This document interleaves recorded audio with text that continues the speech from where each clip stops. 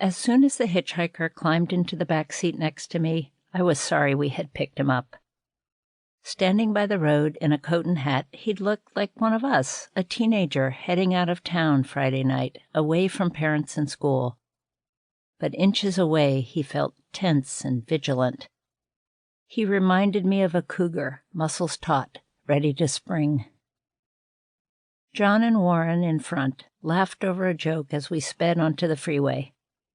We were headed for John's family cabin in the mountains, and we could get the hitchhiker halfway to Reno, Nevada, where he was headed. He adjusted the heavy duffel bag on his lap and pulled off his knit hat. His hair was short, military short. "Where are you coming from?" asked John, glancing in the rearview mirror. Warren turned around, took one startled look at the hitchhiker's short hair, and swung back. "Nam," the hitchhiker said. He looked at us warily, taking in our love beads and John's and Warren's long hair. "Nam?" asked John. There was a long pause. "I'm a Green Beret," the hitchhiker finally said. "Been in Vietnam a year." Vietnam. It was like a concussion grenade smashed against the windshield and ricocheted back through the car. The Vietnam War. It was stalking us all. We were high school seniors, and the clock was ticking. Once out of high school, all American males faced 2 years of compulsory military service. When they turned 18, men had to register with the Selective Service System, the agency responsible for implementing a draft. With thousands of soldiers being sent to Vietnam, there were not enough volunteers for the military to meet troop needs. We watched anxiously as people we knew were drafted into the Army. It didn't matter whether they volunteered or were drafted. If they were ordered to Vietnam, they would be there for 12 months.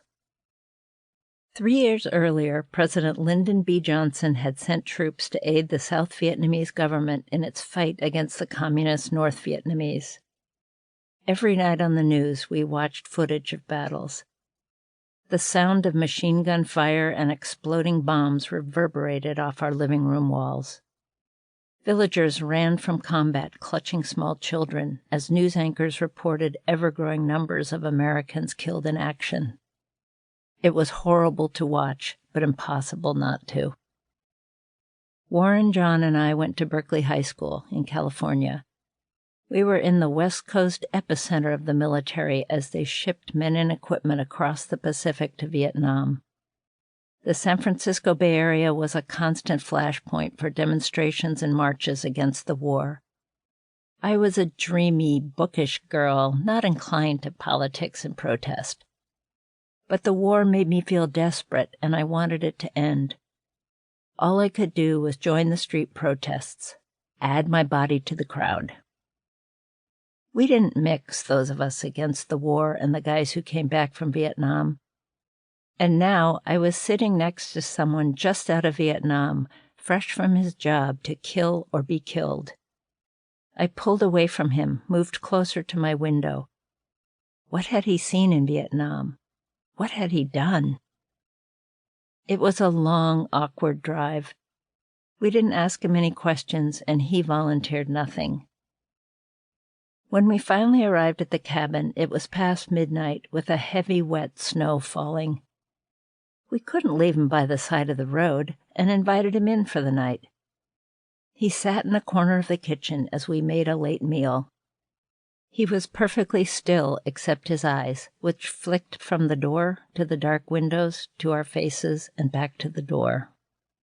I couldn't shake the feeling that if some perceived danger set him off, he was ready to spring. He slept on the living room floor, rolled in a blanket.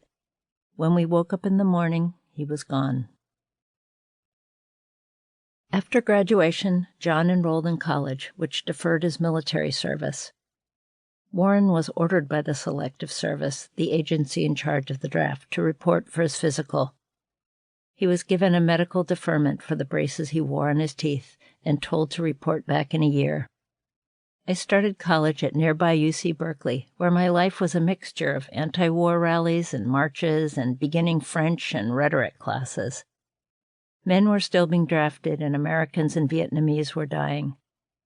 Why couldn't we, or wouldn't we, get out of Vietnam? A lot of protesters wanted to know the same thing. Peaceful gatherings became violent as frustrated demonstrators threw rocks and bottles, even started fires. I hated being in the middle of the unruly, angry crowds. Policemen and the National Guard retaliated with tear gas, helicopters, and bullets. How had we come to this, where violence was used to protest violence? I went to more classes and fewer protests until I steered clear of demonstrations completely. But conflict was unavoidable. As I came out of class one day, a helicopter swept over campus and released a wide arc of tear gas meant for a nearby rally. I ran blindly back into the building, coughing and choking, my lungs and eyes on fire. Our country had irrevocably split in two, those for the war and those against.